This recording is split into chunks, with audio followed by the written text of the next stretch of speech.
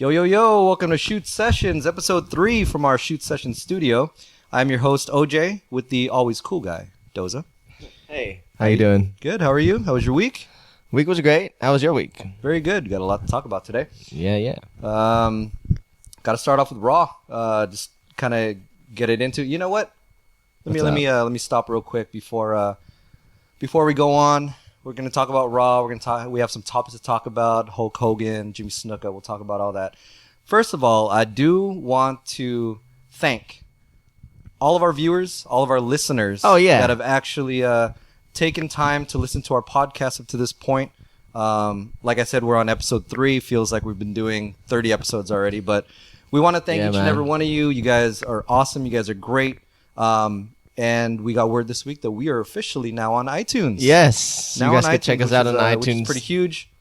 You can check us out, Shoot Sessions on iTunes. You can also check us out on Podbean at shootsessions.podbean.com. And then also our YouTube channel and SoundCloud at SoundCloud. Yeah, that sounds about right. Shoot Sessions. So thank you to all the fans and thank you for all the listeners, even if it's only for 10 minutes. We appreciate it. 10 minutes is 10 minutes, man. But, yeah. Hopefully that 10 minutes will hook you, and let's get on this shit now. All right. So we had a very, very big Raw that happened this past Monday night. This was still the fallout kind of from SummerSlam. Trying to get through stuff. Who opened? Sting. Oh, yeah. Huge. Sting opened. That's great. Huge opening to kick off Raw. Sting came out, said his spiel, brought out Seth Rollins. Rollins now comparing himself to Triple H, which Stephanie didn't like too much. Where do you think this is going? How do you like the angle so far? This angle is really funny to me because they're like really putting Triple H over, or they're trying to push him like, oh man, he's a god. One thing that specifically stood out in my mind about when Sting came out to do his promo was when he's like, Seth Rollins isn't half the man Triple H is. Yeah. And I'm like, really? I mean, you're going to big him up? You know, it's one of those things where we talk about it every week, or we seem to talk about it every week, that Seth Rollins is just getting over and over and over as this heel, man. Like, he's becoming one of the best heels in the last 5-10 years that I can think of, because he gets heat. Yeah. He says all the right things. He believes that he's the best. But I mean, it's ridiculous to be WWE World Heavyweight Champion for just a few months and think you can get a statue at WWE headquarters. But he makes you believe that that's what he wants. Like it's amazing. Yeah. So he's great in his role. But the thing that was off was the whole Triple H thing to me, because it's Stephanie comes out, don't talk about my husband. Yeah, and some shit. No. Well, and if you kind of notice watching Raw now, it seems like they're being kind of tweeners between the whole heel and face thing. And I'm talking about the Authority. Yeah. Mostly the McMahons, or Triple H and Stephanie McMahon. So I don't know where that's going. I don't know as far as the Authority where they're going, because the commentators still say when something bad happens, they're sticking it to the Authority. Sting stuck it to the Authority. Triple H was there the week before, but the way Stephanie's talking, it seems that's not the case. I think, no, they seem like heels. As long as they're on the Seth Rollins side and they're, Seth Rollins is their guy, they're going to be the biggest heels.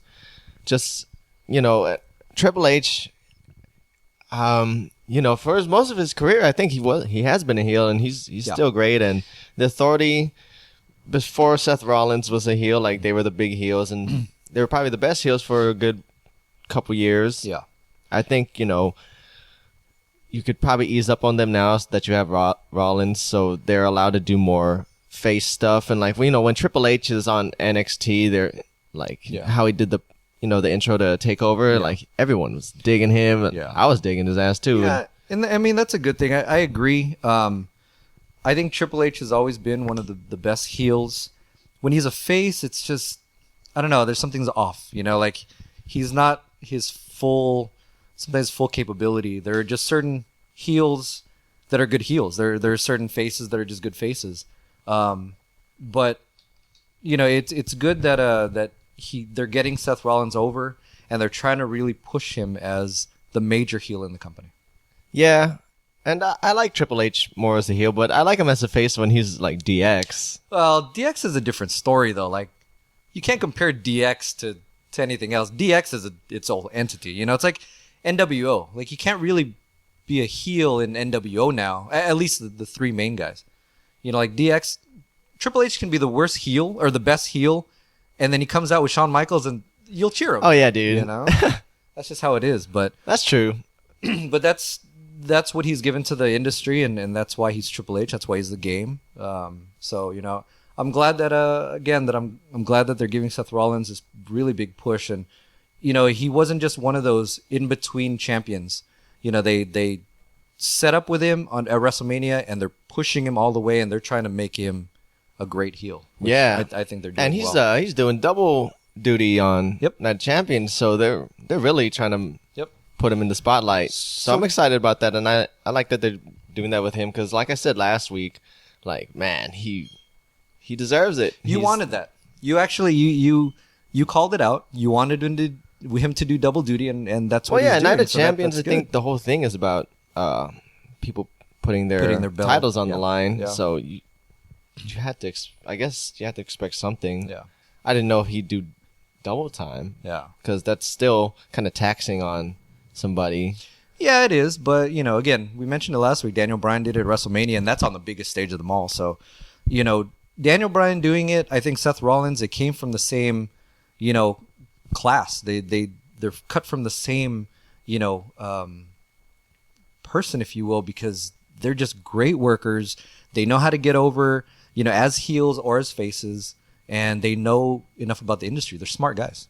Yeah, and I agree. So we'll just wait and see. I can't wait to watch it. So the question that I had for you with this whole match with Sting and Seth Rollins is, obviously Sting gets his WWE World Heavyweight Championship match. He's never been WWE World Champion, World Heavyweight Champion, anything in WWE or WWF. Where do you think this is going to go? Do you think they're going to give it to him? Do you think he's going to come out a Night of Champions? We'll discuss this on our preview episode in a couple weeks, but just kind of as a teaser, what do you think? Where do you think this is going to go with Sting? I think he'll walk out a champion. I'm gonna say that you know you just don't come from out of nowhere, especially at the beginning of the month and at the end of the month. You know, you lose and you fade off again. Something has to come from this, and you know, Rollins has had the belt for a while. Yeah, I'd like to see him have it longer, but then again, Sting, you know, I don't know, and I see Sting would probably. You know, you have to utilize him, especially since he's a lot older now. And Well, and the thing is, at WrestleMania, I mean, honestly, I thought he was going to win. I thought he was going to take the match. I thought that was Triple H. 100%. You know, I thought guaranteed they he'd win. brought him in and they told him, look, we'll bring you in, make you an icon, we'll make toys from you, we'll put you in the game, we'll do all this stuff, and we'll make you in, or we'll let you in at the grandest stage of them all. The surprise on my face when Triple H actually won. You know, I mean, it was good for storylines. Oh, yeah. But the surprise on my face was, you know, couldn't even duplicate because, you know, he lost. So now Me too. you're not going to put him in a heavyweight championship match in only a second match in WWE and then you know, not let him win. So I'm in full agreement with you. I think he's gonna take the title. Again, our preview episode is in a couple weeks, so check that out. But as a teaser, I'm liking Sting to win this. Yeah, and I get you know, even at WrestleMania, I don't think was it a clean finish? No, well, you had had something to do with like a sledgehammer. Triple H hit him with it, right? Yeah. And then he's over here like touting him like how great Triple H is. I think this is such a weird angle, and you know, if they're scripting that's kind of dumb to me. Well, also too, you had a Shawn Michaels super kick. You know, fair enough. Remember DX was there, NWO was there. Yeah, that was kind of cool. I was like, for sure. Well, the fact that DX came out and they had everyone, they had Shawn Michaels and the New Age Outlaws and X-Pac. You know, like they had everybody because they had the whole faction. DX was minus China. Minus China, yes. But yeah, it was a sight to see. If you guys haven't checked out WrestleMania, you know, go on WWE Network only for $9.99. $9.99. But it was one of the better WrestleManias, especially that match. Again, I think that he's going to go over a Night of Champions. I'm really hoping he does. The atmosphere. I think we'll agree that that's going to be the main event. Well, I mean, I hope so. Okay. Because Again, either that or the Cena one, and I think that could be the Cena against Rollins could be a better match. But then you probably place it kind of where you placed that match at SummerSlam. Yeah. Towards the middle, or maybe even at the beginning, because I remember WrestleMania when Daniel Bryan did double time. He fought Triple H at the beginning, then at hours passed by, and then he's enough time to like, all right, let's go out there and fucking get power bombed and RKO'd through a table. Yeah. So that was also a good match. I know I'm getting ahead of myself. Let's continue with Raw. So next up was Dolph Ziggler and Rusev. So this storyline obviously is going beyond SummerSlam. It's now taking the girls into more of the storyline with Lana and Summer Rae. They did a one-on-one match. Summer Rae and Lana ended up kind of going at it at the end. But that wasn't really the main focus of it. It was the backstage part of it. Yeah. So I must have walked away when this happened. So go ahead and explain all right to our viewers what happened. Well, there was a backstage segment where Renee Young's talking to Ziggler and Lana, and they're being lovey-dovey with each other, and then Ziggler's like, I'll see you later. And then Lana walks away. Then he goes into his locker room, and then they keep the focus on Renee Young. And in the background, you could see Ziggler's locker room. Then you see Summer Rae walk into there. Ah, that's where it came from. And then eventually there's another segment where you see her run out after they do a interview with Ryback backstage. And then they show the third one where they made, they had a segment with Lana and Ziggler again where Lana's Is that the one where Lana started crying? Okay. Yeah, and then they had the last one with Renee Young was showing Summer Rae's interview to Lana, and then Summer Rae's talking about, oh yeah, and then he started to seduce me and all this shit, and then Lana started crying and ran off again. So now they're bringing in the personal aspect of it. So for those of you that haven't kind of checked out any social media from these wrestlers, like especially Lana, since we're talking about her, or Dolph Ziggler, Lana's been very good about taking her character and Dolph Ziggler's character out in the open. They're in Florida. They were in Florida doing their Raw tapings and their SmackDown tapings and stuff like that. They took a trip to Disney World, took a couple pictures. Is that right? Yeah, the way Lana kind of puts it on Instagram is that they're really a couple, and she's taking this storyline and this character, far above and beyond the curtain. Which is this what kayfabe, or is this is for real? See, and that's the thing.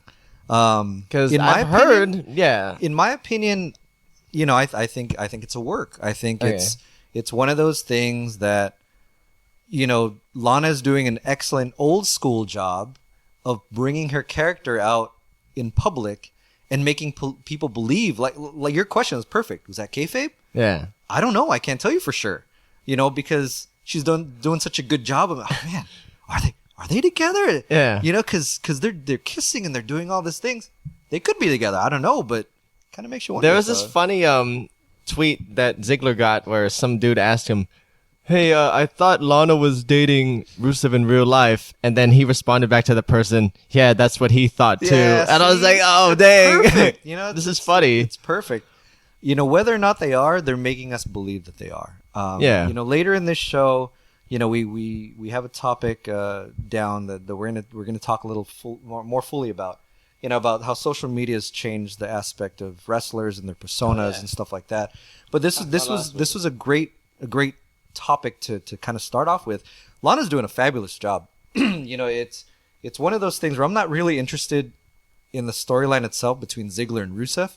But the girls are kind of bringing you into the storyline and making you want to believe more and things like that. Yeah, I've never, like I said the other week, I never really bought into Rusev against Ziggler, even though that seems like a great feud on paper. Like, it's the girls who are making the feud more so. So you want to see what's going on, and if this sets up something. Well, this sets up a match, I would figure, or it sets up maybe Lana turns his back on Ziggler kind of thing. which would be great. I think I mentioned it last week how I would love Lana to go back to being a heel. I think she was a great heel. I think her and Rusev, when they came into the WWE, it was a perfect fit.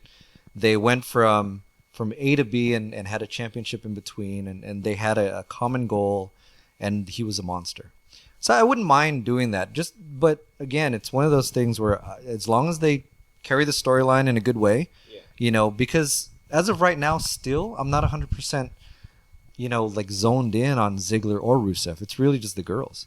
So as long as they kind of bring everyone into the storyline, I'm okay with that. Yeah, I'm with you in that. When we tape this, we don't get to see SmackDown, so Yeah. I'm interested to see what happens on the Miz TV section. Yeah. So we'll watch that tonight, probably discuss it maybe next week.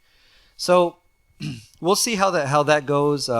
Obviously, there's tension now between Ziggler and Lana, so I wonder if that's going to kind of hinder, Lana's wanting to help Ziggler in future matches and especially at Night of Champions. So we'll see where that goes. Next on Raw was the Beat the Clock Challenge. So this was broken up into 3 different matches all along the show, but since it's one storyline, we want to talk about it all at once. We'll get to Paige, don't worry. Doza's already kind of getting antsy, but first match up was Becky Lynch versus Alicia Fox. So Beat the Clock Challenge was Team PCB won at SummerSlam. So they were allowed to basically fight in a beat the clock challenge to see who would face Nikki Bella at Night of Champions for the Divas Championship. So first you had Becky Lynch versus Alicia Fox. She won it in 3 minutes and 21 seconds with the disarmor, which is I think is a great submission move. It's cool submission move. It was a good back and forth match. You knew it was gonna last. It wasn't gonna last long because they really couldn't. Winner at 3:21. So Becky Lynch was your winner. No surprise. Yeah, I figured she'd win. Yeah. Like, you're not going to put Alicia Fox over her. Yeah. And she was the one that got the pin at SummerSlam, so you'd figured she'd have to do it, and I guess they set the bar off okay. Yeah. I like Alicia Fox. I'm a fan of hers. Yeah, I'm becoming a fan. She's wrestled a couple matches, good matches, so she's starting to grow on me. The thing about these Beat the Clock challenges, which I'm a fan of because the wrestlers are so good at timing themselves. Like obviously there's a clock on the screen and you can see and everything. Yeah. But they still have to go through the routine. They still have to go through their moves, their move set and stuff like that. So when you have a time and you have to beat it, you have to, it's almost, you have to do it exactly, that. So. Yeah, the concept of it is cool, and I usually like them. I'm not too sure about this one, but, we'll talk about that a little more after we kind of go over it. So second match of the Beat the Clock Challenge was Charlotte and Brie Bella. So Charlotte had to beat the time of 3 minutes and 21 seconds, took on Brie Bella, caught her in a neck breaker with the natural selection finisher at 1:41. So 1 minute and 41 seconds, almost half the time it took Becky to win her match. So now Charlotte is your time to beat. Mm-hmm. At this point, watching Raw, knowing that Paige was going to come up, what did you think? Like, what did you think was going to happen? Obviously, I like Paige a lot, but then she was going against Sasha, so if she could beat Sasha in under that time, that would have been bullshit to me. Yeah, very good point. It wouldn't have given Sasha a good look, especially if she's the one that the crowd loves. I was reading, I've been reading like Twitter and all these social networks and all these legends and all these superstars and all these people that were in and out of WWE, when they get interviewed, everyone, number one, loves the Divas Revolution and they love what they're doing down in NXT.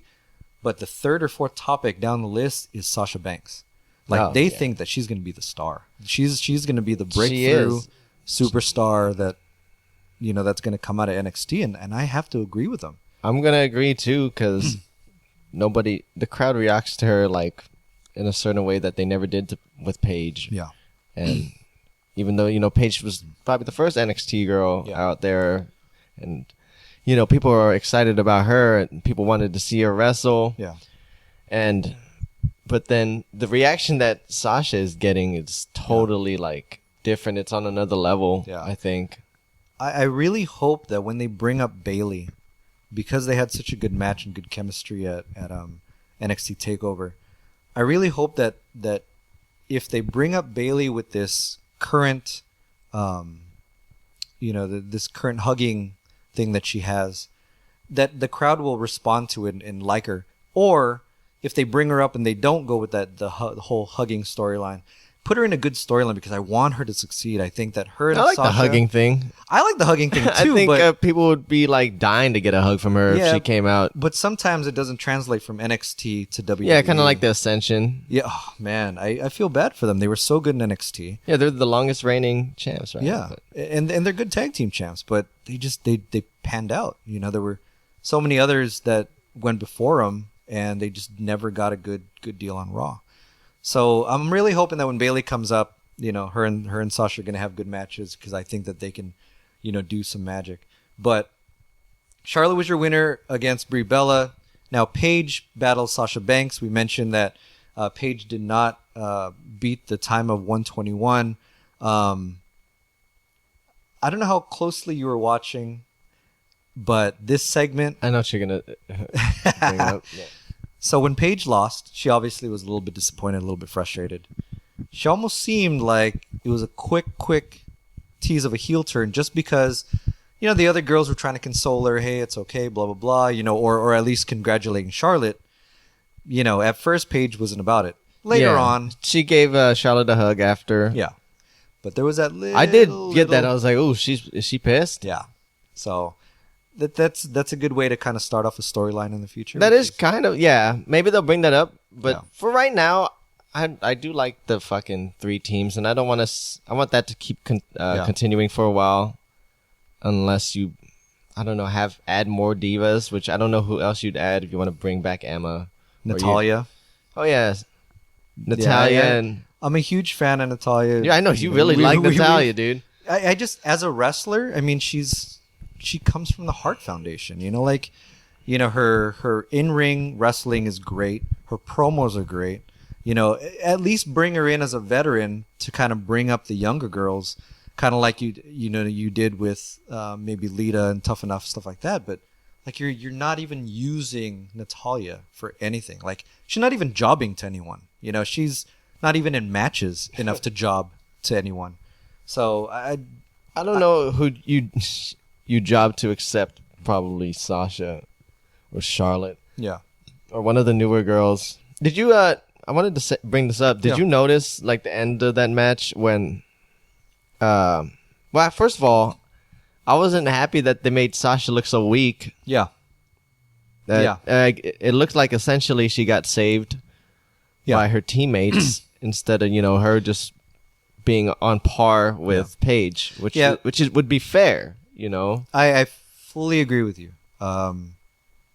There had to be a way, or there should have been a way for her to lose, or I mean, not really lose, but for Paige to be the main component of this match, but not make her look weak. So I agree with you. They did make her. They hit the Rampage, and that would have been it. Yeah. And Paige would have won, been the number one contender, but then she got saved by Team Bad, and then it's just like, come on, you got to give Sasha more credit than that. But then again, Sasha is a heel, so heels are known to do that. Heels get saved. I mean, we talk about Triple H being a great heel.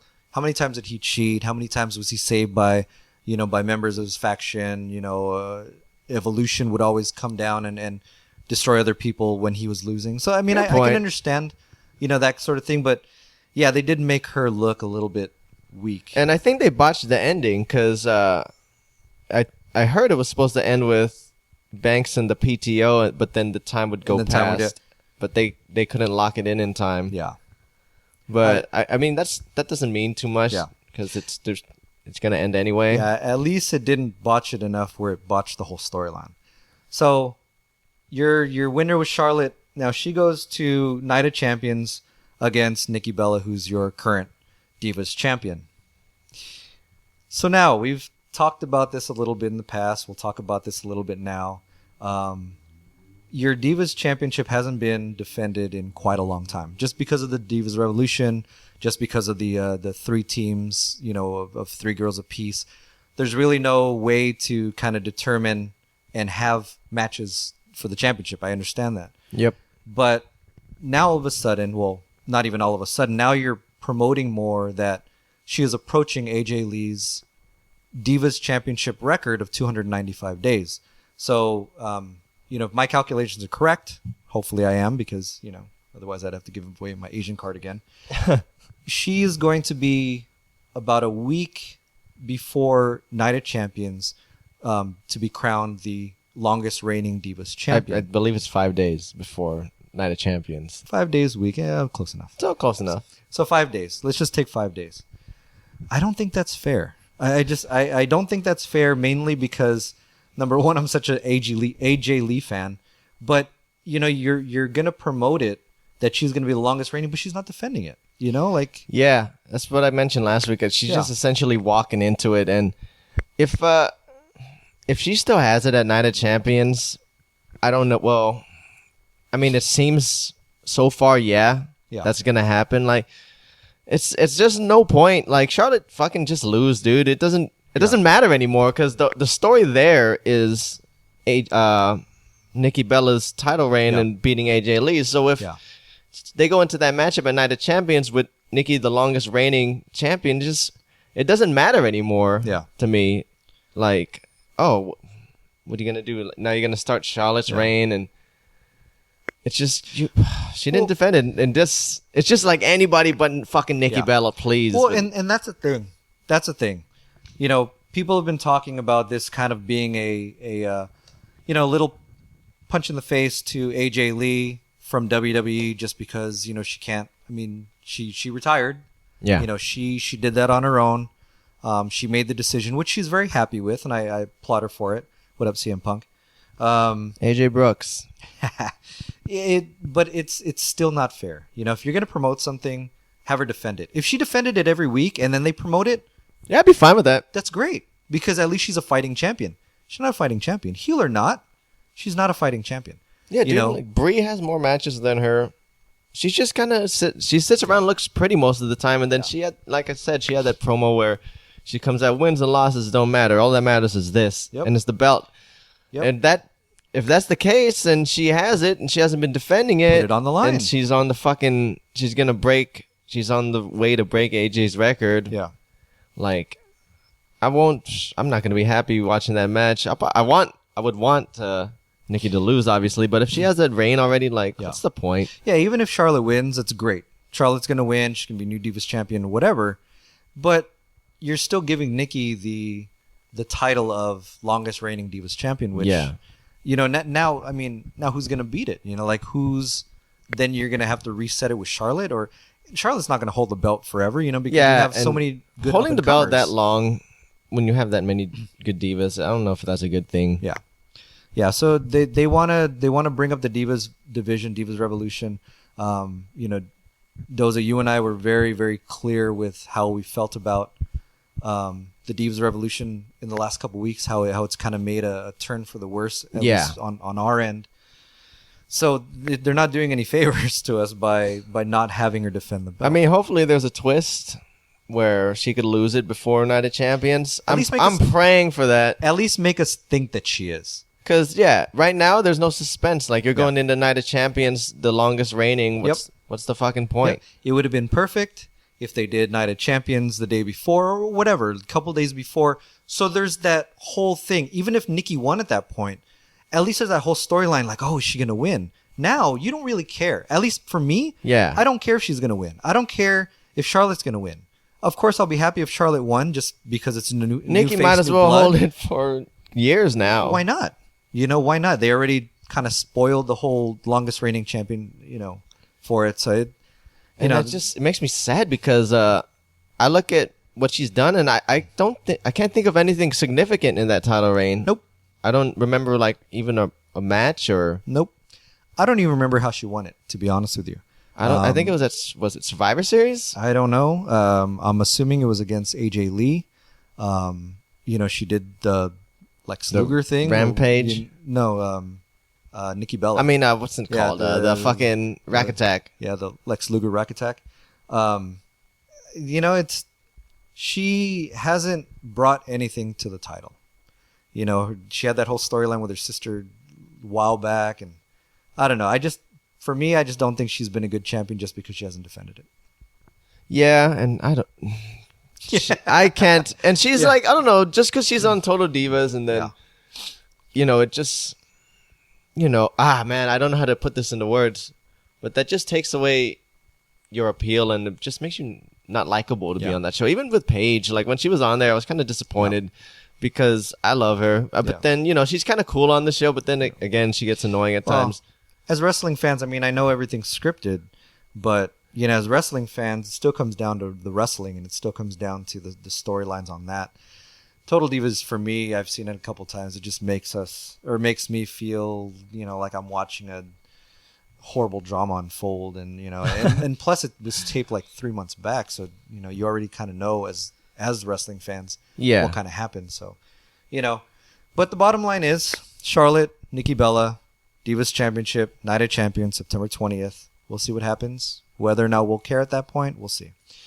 But next up, we had actually in between all those matches, we had the WWE Intercontinental Championship with Ryback facing Big Show, which was a kind of a 2/3 rematch of SummerSlam. Yeah. Please let this storyline end. Yeah, dude, I don't care about this at all. First of all, Ryback isn't. I don't know. He's not in my eyes that great of a champion. Nope. At least not yet. He has potential, but you're not gonna grow with feuds with the Big Show. Yeah, especially with the Big Show. The Big Show should be there with younger guys, growing them, grooming them. Ryback technically is already an established superstar. He's an IC title holder. You don't need to get someone like Big Show who's been in the business for a couple decades.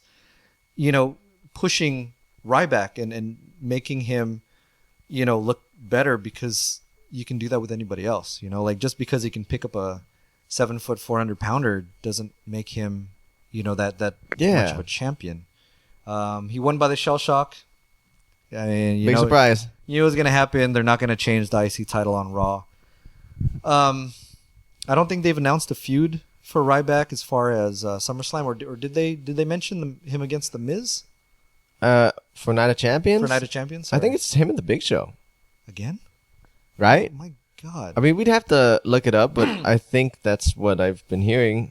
Unless there's some big... what's it? How many weeks away is it? 2 weeks away? It's 2 weeks away, September 20th. Actually, no. Just about... Yeah, a little over 2 weeks away. A little over 2 weeks away, yeah. So, I mean, you had The Miz on commentary. Well, you can't put him in a feud with Miz. Well, it seems like that's what's happening. I don't know where this is going. I don't know what they're doing with Ryback. I don't know if they're waiting for someone to come back. I don't know if they're praying that Daniel Bryan would get better and come back against Ryback. I don't know. What? There's no established storyline to give to Ryback. They keep on giving him Big Show. He keeps on beating Big Show. They give him Miz. There's no way that Miz is going to beat him. No way. Not anymore. Miz has, he's been in the main event picture. He's not going back, and he's definitely not going to win the Intercontinental Championship. He's going to be good at what he does, like a little, Weasley guy, great on the mic. Yeah, he's great on the mic. You just have him have Miz TV every week. You know what? Maybe he could be a great Intercontinental Champion if he's just a Weasley ass guy. He could be like Chris Jericho was. Because I love Chris Jericho. Chris Jericho was one of those guys, and he was one of the best Intercontinental Champions from what I remember. Yes, he was. But Miz was also a world champion. A world heavyweight champion. Yeah, he'd be with John Cena and shit. It's sometimes I don't get their booking. I don't understand where they're going with certain things, but obviously they think they know what they're doing. But for me, I'm sorry, they need to end this feud. They need to give Ryback someone else, give him Give him give him Sheamus. Give him I don't Sheamus. care. Sheamus would be not bad. Give him someone that's believable that can beat this guy. Sheamus, come on. Yeah, step up. You know, screw the Who's the World other guys? Heavyweight Championship. Kevin Owens would be good too. Kevin Owens, Cesaro. You know, hell, give him fucking Adam Rose. I don't care. Just Adam Rose. take Big Show off of a storyline with Ryback. Put Big Show in a good feud with a younger guy. Hell, Kevin Owens. There was that tease last week with Kevin Owens and Rusev against Big Show. Mm-hmm. Big Show versus Kevin Owens. Imagine that. Just picture this. Big Show is much, much bigger than him. Yeah. And it's more believable that, you know, Big Show will dominate Kevin Owens.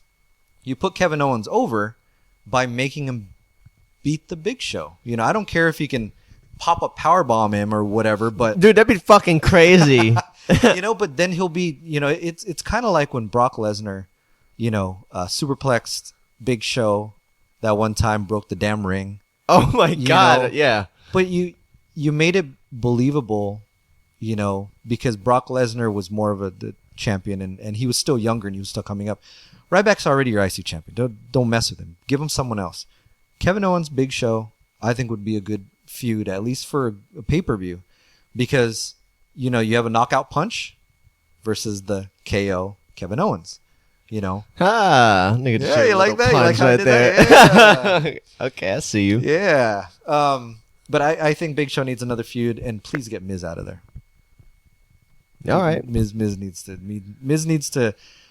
Yeah. Miz needs to go for the U.S. title. As much as I was saying, like he'd be a funny Intercontinental title holder, you probably don't want to put him there. No. not the second most important belt. Not right now. There's Yeah. too many people ahead of him. I think I would put the belt on Cesaro first. I think. Oh yeah, I think he's That guy worked is- hard enough. yeah. He's due for some kind of success. Yeah. And he's been losing to Owens. Quite a bit, actually. So we talked about the Divas beat the clock, so that's been going on. So after after that whole thing, you had Kevin Owens versus Cesaro. We were talking about that. Kevin Owens and Cesaro in a match on Raw. They never seemed to disappoint.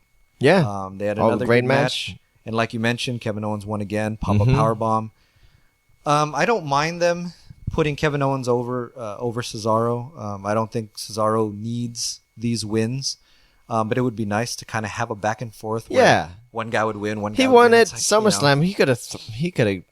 They could have given this to Cesaro. Yeah, at least given him Raw.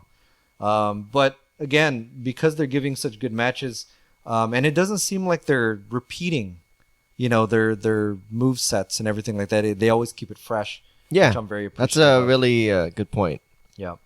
So I don't know where this is going. Again, they had a good match, but you got to give either Cesaro something or you got to put him in different feuds. I like those guys put on such great matches, but I'd like to see Cesaro get a win. Yeah. And if they're just gonna keep putting Owens over him, it's time to move on. Yeah. Move him on to somebody else. Yeah. So let's try to get someone else on both of them, or give Cesaro a win. There were some backstage skits with Renee Young and the Dudley Boys. Dudley Boys coming back, telling Renee Young they're going to put they're there for two reasons: one, to put everyone through a table, Yeah. and two, to become 10-time WWE Tag Team Champions. Yes. I'm hoping. Yeah. So they have a match, or they are rumored to have a match with New Day at Night of Champions. They haven't announced it yet, but seems where they're going. Maybe you'll throw in PTP in there to kind of make it a triple threat match. But Dudley Boys are going to be seem to be in it for the long haul, which is good. And I'm glad that they're even doing matches. I'm glad they came back. They really did put a spark into the tag team division, and I thought the tag team division was doing fine, but like they're really putting it up there, like it's becoming an important thing again. Yeah. So and New Day is getting greater every time, and they have that whole gimmick with protect the table or some shit. Yeah. They have the bubble wrap on it. I they thought that have was the really bubble wrap. funny. Yeah, they're good. They're all good on the mic, but Xavier Woods, man, he's really stepping up as like kind of the co-manager. Oh, yeah. Or manager. He's player. great. He's I remember, especially at SummerSlam when he was. I don't think I mentioned this on last week's, but he was so funny. Yeah. When he was outside, and he's not mic'd up or anything, so you could barely hear him. Yeah. I mean, he's close to the commentary table, I guess, so you can kind of hear him from there. Yeah. But then he's like saying all the shit, and then, man, I wish I remember what he said. But then he doesn't stop talking, Yeah. and it's just great. Yeah, it's a great thing. He's a good heel. Again, it's one of those things as it's two guys that love this business and love this industry. We always love the fact that you see certain wrestlers, especially newer wrestlers, kind of take homage to the old school way of doing things. We discussed Lana kind of bringing the old school persona back and stuff like that outside of the ring. You have Xavier Woods who, you can't tell if their faces are heels. I mean, they're supposed to be heels, but they're so over with the crowd. But then you have Xavier Woods just kind of doing constant things as a heel manager and as a heel, persona, and it's great. Like these guys are really getting into their character and really kind of pushing that. Big E's having fun. Kofi's always been a great worker and a great wrestler. Yeah, I'm glad they finally found something that really works for Kofi, because Kofi, he's always been an impressive wrestler. Yeah, and he's the highlights of his career have just been like his escapes from Royal getting Rumble. eliminated from Yeah. the Royal Rumble, and that's pretty much it. Yeah. But now he has, the tag champ belts, and he's having fun in the gimmick. And same thing with Big E. Big E, he wasn't that impressive to me before, but then, he got some mic skills, man, and he's funny, man. He's an essential part of that group. Yeah. They need him. And I like the fact that they have three guys with the titles and they're sharing it. So you'll see one week where Big E and Kofi have the titles around their waist. Then the next week you'll see Kofi and Xavier Woods have the titles. Kind of like Freebirds back in the day when, there were three of them, but it was the group's tag titles. Yeah. So again, it's old school homage, man. That makes me, want to keep on watching. And I'm glad that WWE is doing it, which just brings me to kind of a little thing is, because Triple H is such an old school wrestler and he understands the business, understands old school. The fact that he's kind of leading the charge on this with NXT and even WWE, I'm glad that he's bringing that old school feel to that, because you don't see that anymore. Absolutely.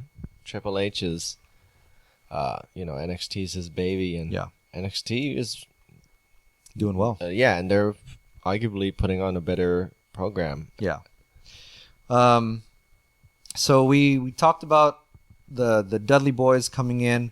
I would like to see the tag titles on the Dudley Boys at least one more time. Oh yeah, one more time, especially to break the. Not break, but then make them 10 times. Give them 10 times, which would make them 25-time world champions in every promotion. What? It's insane. They were at TNA. Oh yeah, they were that at was ECW titles, WWF titles, WWE title. Well, WWE if they get it. The TNA titles. They've just been great I just champions. like that their act isn't played out. No, dude. No, which is kind of funny because they still wear the same stuff. They still have the glasses, but no one's gonna get tired of seeing people throw somebody through a table. Yeah, I was watching WWE Network for $9.99. Yeah, and they were showing the TLC matches, like the best of the TLC matches. Oh. And it brought me to 2000 when they did the first TLC match, and shout out to Mick Foley because he was the one doing commentary on this TLC documentary, and he was the one, as commissioner at the time, created the TLC match, tables, ladders, and chairs, with the Hardys, Edge and Christian, and the Dudley Boys. Yep. They revolutionized this match, bringing objects into the ring, legally, instead of, kitchen sinks and stuff like that ECW had. Yeah. But you had tables, ladders, and chairs, and they knew how to work them. Watching Edge spear Jeff Hardy while holding on to the belts. Yeah, that was the craziest part of the match. Classic. Watching Jeff Hardy, swanton onto Bubba Ray Dudley. Dude, that guy has such big balls.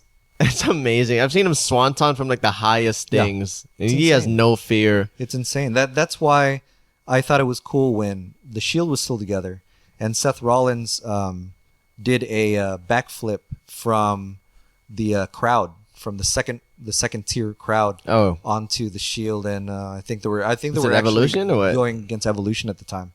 So that was, you have these high flyers, but to kind of bring it back, the Dudleys have always been a staple with tables. They've always been a staple with good matches. So give it to them one more time, I'm hoping. But at the same time, I'm hoping they elevate New Day to like new heights.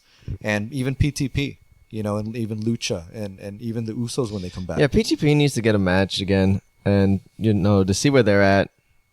Because if they get it back, I don't think it'd be right. Yeah. You got to give it to either the Dudleys or New Day. Yeah, I'm hoping... You want to include the primetime players in the feud, that's fine. Yeah. But I think they're the odd man out this time around. I think right now. And, they have time to get the titles. Give it to Dudley Boys, at Night of Champions. I'll be happy with that. Even if they lose it to whoever, the next pay-per-view or somewhere on Raw, give it to them. They've given a lot to the business, and I think they're there to help the younger guys kind of get better. Yeah. So we talked about the Shield a little earlier. So next match was Dean Ambrose and Braun Strowman, who is the new black sheep of the Sister Abigail family, Wyatt family. This guy's a monster, man. Yeah, man. I just see him, and I like the way they're booking him. Yeah. Like he's and it's it's setting up a good storyline. Like, oh shit, this guy keeps killing us. So you're waiting for the comeback to come, and I'm just waiting for that. I can't wait. Do you think that they're gonna bring in a new member of the Shield, or do you think they're gonna bring back the Shield minus Seth Rollins and then kind of bring in factions? I think they have to, man, because Strowman could take out both of those guys. Yeah. Well, and he has 2 weeks in a row. Roman Reigns has tried to Superman punch him. He's tried to, hit him, kick him, try to do everything. Just throws him down like it's nothing.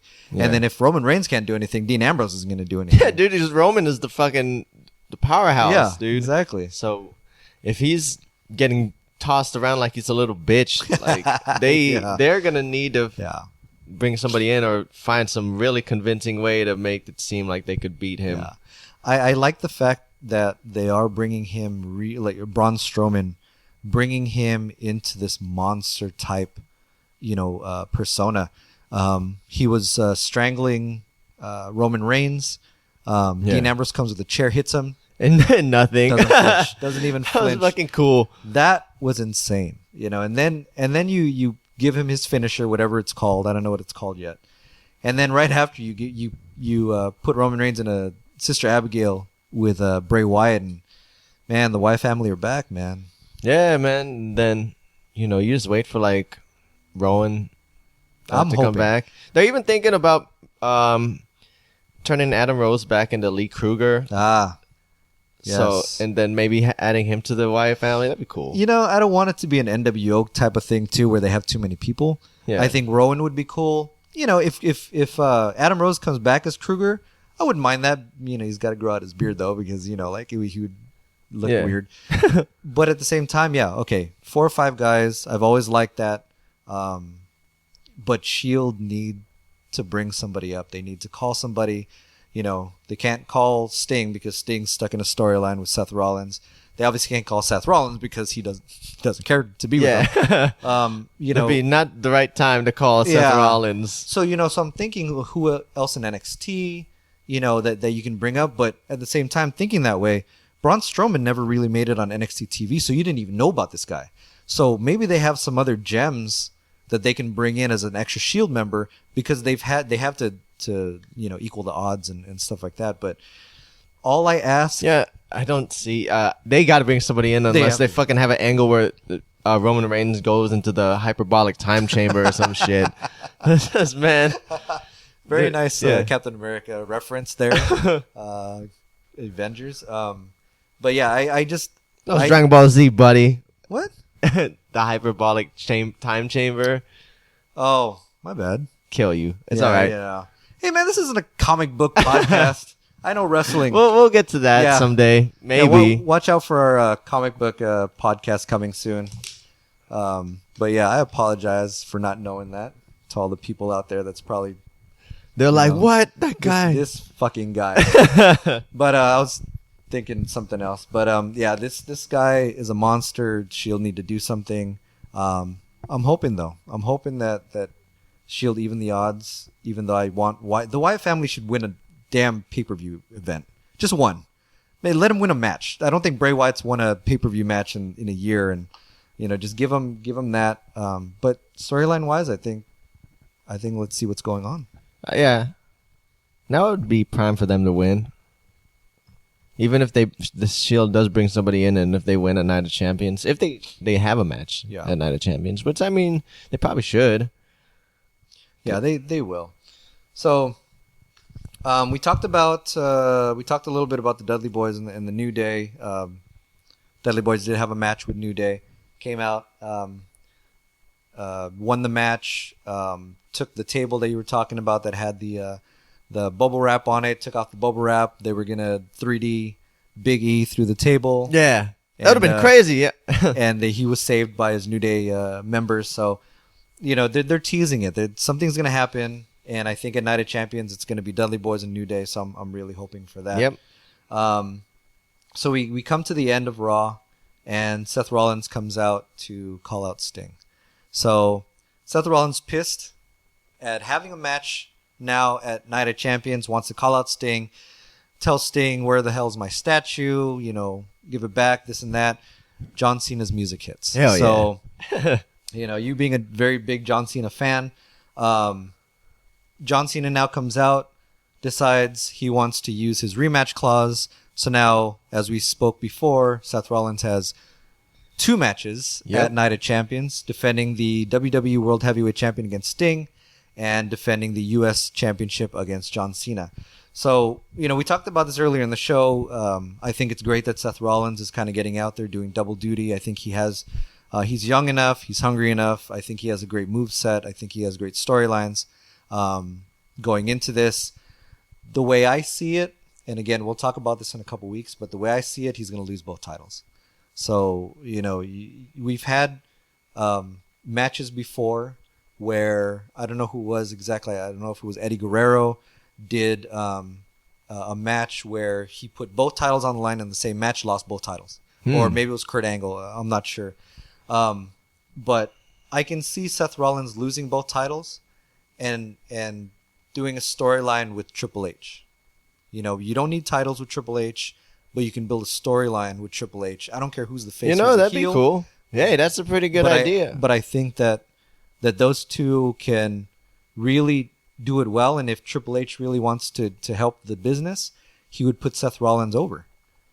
So I think that'd be crazy because that would set up with how Triple H beat Sting, and then if Rollins could beat Triple H, and they're all bigging him up like, they're fucking pretty much sucking Triple H's dick on fucking Raw last night, exactly, or this week. So if that could grow, and that'll grow fucking Seth Rollins as a dominant force. Yeah, and that's interesting. I didn't think about that. I think they really want to put Seth Rollins as the future of the company, which is fine. This is the way to do it. You beat the best, and right now the best in everyone else's eyes is Triple H. Yeah. Rock is off doing his own thing. Stone Cold's nowhere to be found. Triple H is still in there with the business. Seth Rollins has beat John Cena. You beat Triple H. You make him this powerhouse. Whether or not you put him as a face or a heel, you make him a powerhouse, and now you set that up against a rematch with Brock Lesnar. So now you think, now what's going to happen? He's already beat Cena. He's already beat Triple H. Going against Brock Lesnar, now it's a little more believable instead of that match that they had, a couple pay-per-views ago. It was getting fucking killed. At I think, Battleground. It's like you knew he was going to lose, but that's how it is. That's how I see it. So you have double duty for Seth Rollins. Yeah, I thought he probably dropped both titles too, but I didn't think ahead as to what they could do. But that's probably the best way to do it. Yeah, I hope so. Because if you just go, I want them titles again. Yeah. It's just well, you might as well keep it on at least the thing on Sting Yeah, for a little bit. I think you said it. You said it best earlier. Seth Rollins has had the title for quite a while, so you're not taking anything away from him by beating Brock Lesnar technically and Roman Reigns at WrestleMania. You know, you gave him the title for a few months. You built his storyline. You give it a Sting, let him run with it.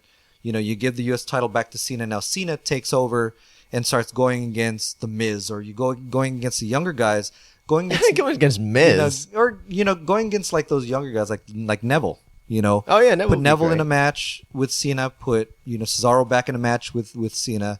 Be great. Kevin Owens. So now you have 4 or 5 different storylines to go with. You know, let's make this happen, WWE. So that was your Raw for this past week. Again, we have a little over 2 weeks until Night of Champions. It can be a good pay-per-view. They've only announced the 3 matches, with Seth Rollins being in 2 of them, and then Charlotte and Nikki Bella, which we've already discussed. So I wanted to move away from Raw a little bit and kind of talk about some more current events. We talked about this earlier in the program. Hulk Hogan. So Hogan, to give viewers some feedback on, or some background story of what happened with Hogan. Hulk Hogan was recorded, not knowingly, maybe about 8 years ago, speaking to a then person that he was doing his infamous sex tape with, and saying certain things that could be defined as being racist. I'm not sure exactly. I don't want to put words in anyone's mouth, and I'm not sure exactly what he said. And to be honest with you, most of the words I probably can't even say on this program, and I'd rather not say. Yeah, the transcript's pretty bad. Yeah, and those beliefs are definitely not our beliefs, so I'm not even going to repeat them. But he did say some derogatory things in a racist manner. So this happened a little while back, or a few weeks back, and WWE was very swift to turn around and erase, or try to erase, Hulk Hogan from the network. Hall of Fame, certain matches, his profile, stuff like that. Whether or not you believed in that, it happened. First of all, before we go on with the story, did you believe that WWE made the right decision in doing that at the time? I know you have to distance yourself from him, and I expected him to be fired, but to be completely erased from everything, I didn't see that. I didn't think it was necessary, but I mean, I get it. You have to get as far away from that as possible, because that's a big thing and it's a very sensitive issue. Yeah. So I agree with you that they needed to distance themselves, and I think they did the right decision as far as kind of getting rid of him in a Hall of Fame sense, or kind of taking that back and firing him, obviously. But if you're going to do what you did and distance yourself that much from him, why are you not doing it with certain people like Donald Trump? I'm not putting Donald Trump and Hulk Hogan in the same manner, because Hulk Hogan's a wrestler, Donald Trump's a on the celebrity wing of the Hall of Fame. But everyone has heard these, derogatory remarks that Donald Trump has said and whatnot. Look, we're not a political program. I'm not going to go into the whole political aspect of it. It's just food for thought. It's like, I understand firing Hulk Hogan. I fully agree with you. And I also fully agree with you about, why they went to that great distance to do that. They didn't need to take him off of the Hall of Fame and all this stuff. Look, Hulk Hogan, for what you did, we're sorry, but we have to let you go. Yeah. But trying to erase him from our minds as wrestling fans, that's kind of impossible. That's pretty insane. And like you said, well, why don't you put that on Donald Trump? Well, what about, there's been other issues with other wrestlers. Stone Cold has had domestic violence issues. Agreed. And why don't you, treat him the same way? Yeah. He's arguably the only star that's been bigger than Hogan. Yeah. Man, they wiped Hogan out. Yeah. Hogan's, whatever he said was really, really bad. Don't get me wrong. And I read that transcript. I was like, dang. Yeah, we're not saying that he should be forgiven for doing that. Yeah. But at the same time, you're a wrestling promotion, like this is the wrestling industry. Your Hall of Fame is made up by you. It's not a vote. You're not being voted and you only get in if you have certain percentage of votes. You get in because you can get in. You get in because we're trying to get you. Bruno Sammartino didn't talk to the company for how many years, and I'm sure that a promise of being in the Hall of Fame brought him back. So now he does promotional work. He's on a Legends contract. Yeah. Look, the only thing that I'm saying is you can't erase Hulk Hogan from our memories. You Fair just enough. can't, as wrestling, Of course. So, anyways, the more of the story is Hulk Hogan now appeared on Good Morning America this past week, which was a huge thing. I believe it was Monday. Yeah. I think that's right. Which he was interviewed, and he basically kind of told his side of the story. Sincere or not, obviously he's going to try to say the right things. He's going to try to, say the right things to the public, make himself, look better. But, he didn't run away from it. He owned up to it. He apologized. He asked for forgiveness. What do you think as a wrestling fan? And obviously as a human being that's heard this transcript, first of all, do you think Hulk Hogan could be, brought back to the WWE one day? One day, sure. Soon, no. But maybe 5 years. It's man, you never know with WWE because they just they're different with everybody. Like with even with I remember Macho Man, they just kind of forgot about him for a while because internal issues, and then it might be the same with this. Yeah. Well, yeah. If you're gonna ask me if he's gonna be brought back into the WWE and forgiven, I figure one day he has support of, other people like I guess namely like The Rock. Yeah. Yeah, but these are these are personal friends, obviously. You got to look at it from every standpoint. I admire Hulk Hogan at least for going on TV, saying in public, even though, it might have been scripted, even though he's doing it just to kind of gain a little publicity on the positive end, but he owned up to it. It's not like he said, "Oh, well, they're mincing my words," or that's not me or whatever. He did it. He owned up to it. He's asking for forgiveness.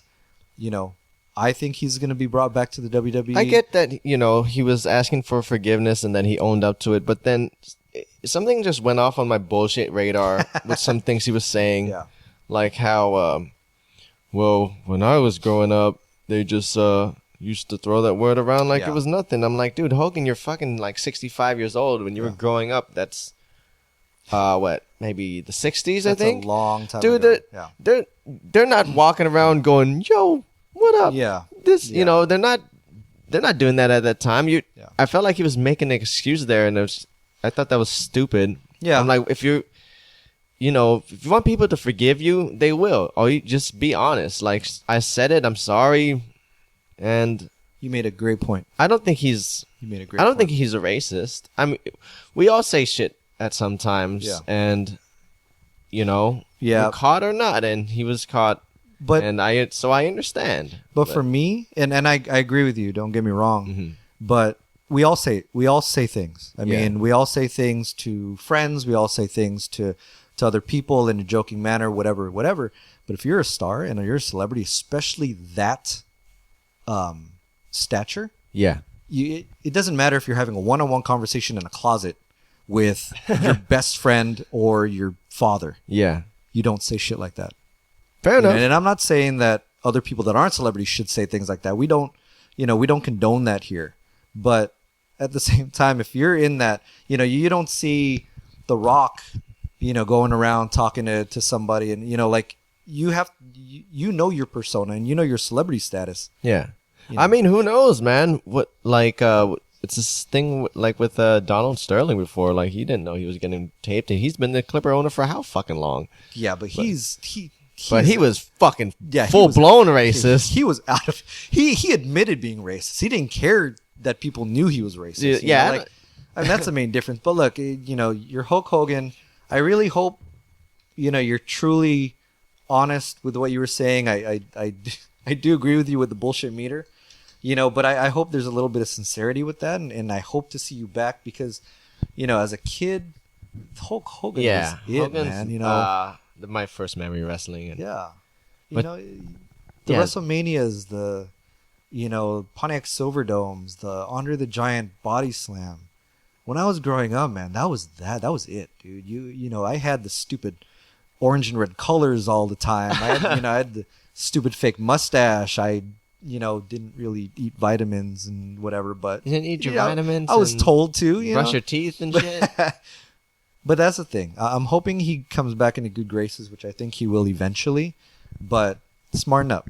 And to all the WWE superstars that are following footsteps with these legends, make sure you're watching these guys make mistakes so you don't make the same mistakes. Yeah, and be honest, Hogan. Like, that'll help you, I think. Because, dude, he made it seem like he was growing up around when, like, NWA was prominent. Like, dude, you're already a fucking old man when they were out. And then the way he was phrasing some things, he's like, well, they used to throw it around like this and that. It's like, that's not the point. Yeah. The point is not that people aren't mad that you used the N-word. They're mad in the context you used it.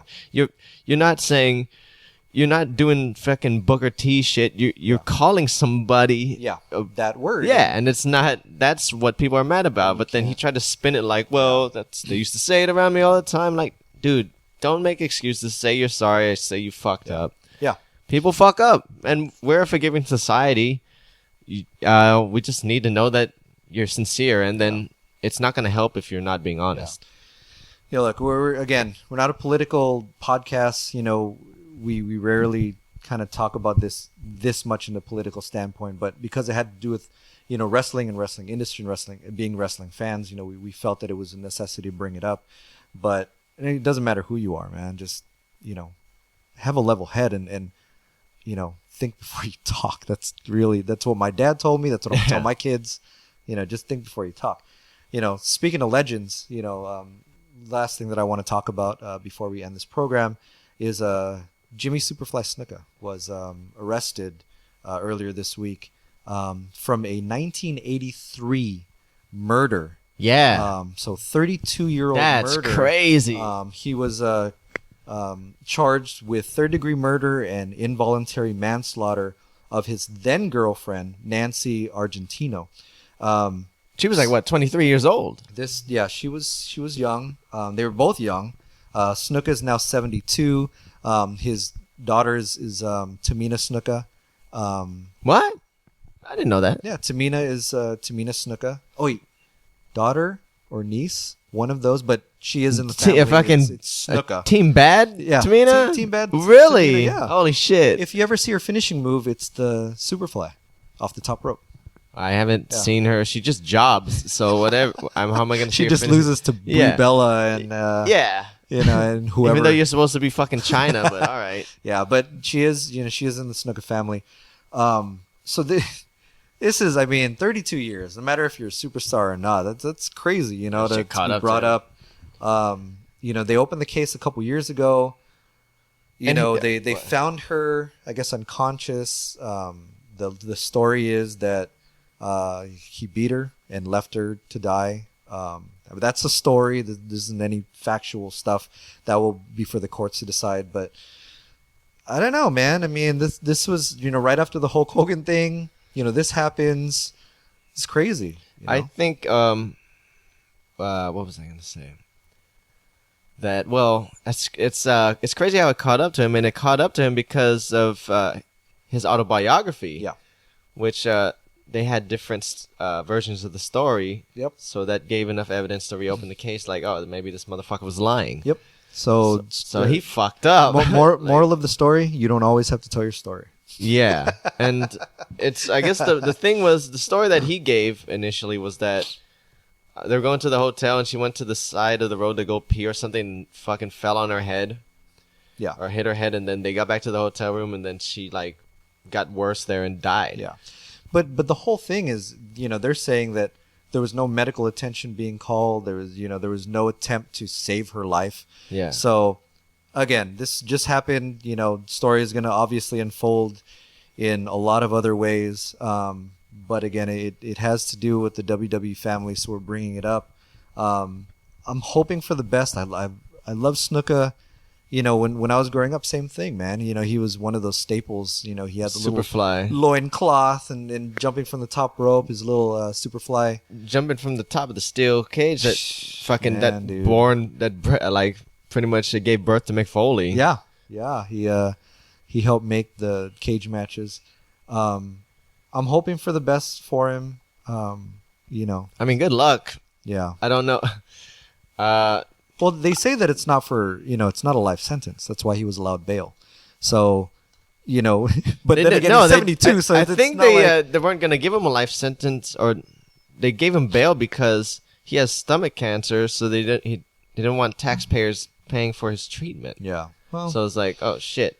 Well, we hope that obviously, just like the WWE said earlier this week, our condolences for the family all these years, but we hope the best for Snuka. With whatever happens, we hope Whatever for the best happens, sure. Right. But Yeah. damn, man, that don't look good for you, dog. No, they don't, man. Because even like people are coming up and they're talking about that. Yeah, he kind of was a abusive guy, and I was like, Well, fuck. that's always going to happen, though. Like, oh, this guy was charged. Okay, cool. I'm going to bring out my story. Well, why didn't you bring out your story 32 years ago? Why didn't you Fair bring enough. up your story, all these years? Well, why are you only bringing it up now? But, doesn't look good. Yeah. Pray for you, man.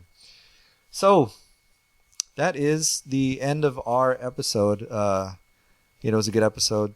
Talking That's about it? Raw. Oh, all right, cool. That was it, man. I love sitting here talking to you. Enjoy it every week. We're going to bring you a lot more topics, on the serious note, on the funny note. We still have some episodes coming up where we're going to discuss, our best matches, best tag teams, best intercontinental champions.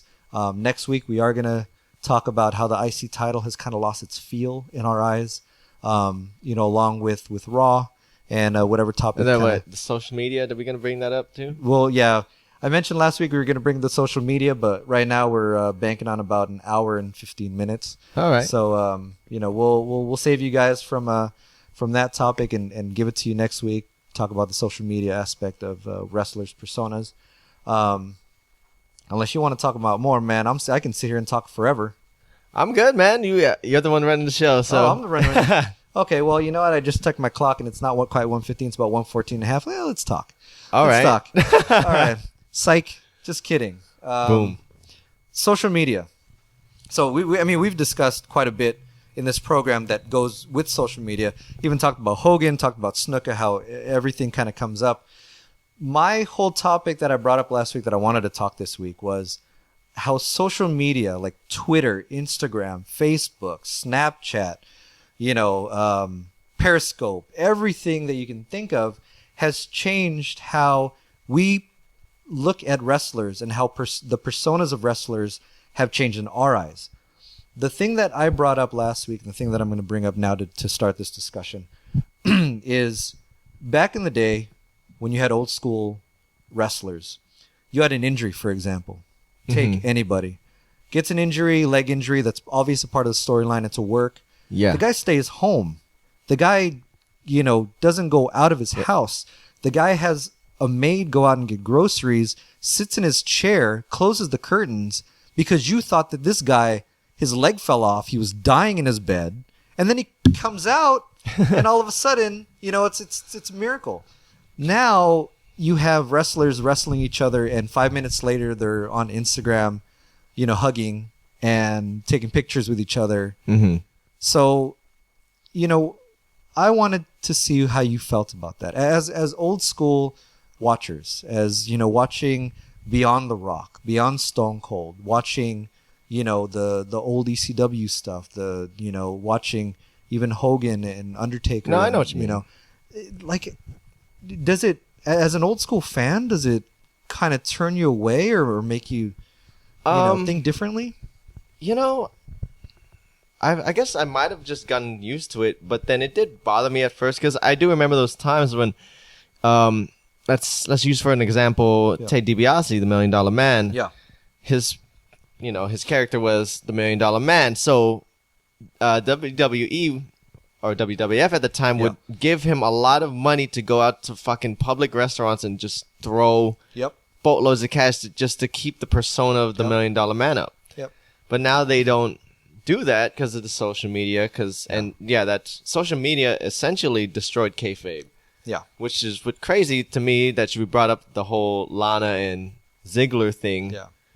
That Lana's keeping up her character on social media, which is like, I gotta go look into that because I don't follow her ass. Yeah, and that's I follow her. You're best following her, man. Okay, all right, I'm doing that tonight. He got some good Twitter, pictures on Instagram. there. Yes, Lana. Yes, I'm Lana, coming for you, girl. If you're listening to this, keep on posting those pictures. Maybe not at Ziggler, but the other pictures. But she's bringing this old school feel back. Like she's even on social media. She's going to Disneyland with Ziggler. Whether or not they're dating, the thing is you don't know. Like you can't tell. If you were to ask us a couple weeks ago, we would think, oh no, she's dating Rusev, or I don't know who she's dating. Yeah. But you watch all these social media things, and of course you watch programming. It's like, oh shit, maybe they are. Maybe they are dating. Maybe it's that whole thing. Because now I'm thinking there is some internal shit. Maybe there's some Edge fucking Lita, Matt Hardy kind of shit going on. Yeah. I mean that was, I think, kind of bad reality. That was stuff that wasn't supposed to be seen. But it's good that they do that. For me as an old school follower, I really wish that they kind of brought that out, but I understand how social media kind of screwed everything up, this whole reality era that WWE is going through. You can't get away from it, like I wish bad people like heels can be heels in public. But Rollins goes out and just bees a big fucking jerk. But you can't see him in, you want to see him on like the Daily Show and shit. Well, the funniest thing is, so Kevin Owens, right, up and comer, NXT champion, almost won the U.S. title. We all know Kevin Owens. Yep. On TV, he's this big bad asshole. He's an asshole to everybody. He's a jerk to everybody. But he obviously because he has a kid. And his kid's favorite wrestler is John Cena, which is, I think, it's fucking hilarious. Oh yeah. But he gives tweets about how the future is Finn Balor and Hideo Itami and Samoa Joe, and he's giving props to these guys that he fought last week, and he threw snot on because he hated them. That's the whole persona that I'm kind of trying to get over as an old school follower. I don't know if. I don't know how to feel sometimes. It's because, I mean, back then, I thought wrestling was real. So for sure. Now, I guess even most kids know now that it's not real, it's scripted. Yeah. But they enjoy wrestling. Well, and we, as adults now, knowing that it's not real, we enjoy wrestling because of what we do and speculation on shit. And it's a whole new spin on wrestling now to me. I never viewed it like this when I was younger. Yeah. But let me ask you this then. Put yourself back as a kid watching wrestling, right? Yeah. Put yourself as a kid in this reality era watching wrestling. Okay. Would it have changed your views on how you look at characters, how you look at storylines, how you look at the WWE in general? I just feel that these kids are missing a lot of growing storylines and like developing characters, and like they believing like the Iron Sheik was a bad guy. The bad guy. Yeah. You hated him. I believe fucking Kane was Undertaker's brother. Like real talk. And real talk. I don't know. Would it if it was going up now? What was it? There was a storyline, I think SmackDown. This is when SmackDown gets started or whatnot. Okay. Where Stone Cold threw a snake at Triple H, and Triple H got bit, quote unquote. Yeah. And Triple H came out, and he had a puffy, whatever, and he had like injuries, and he's like, I can't do this anymore because I was been poisoned. And dude, they made me believe that shit, and I was in my 20s.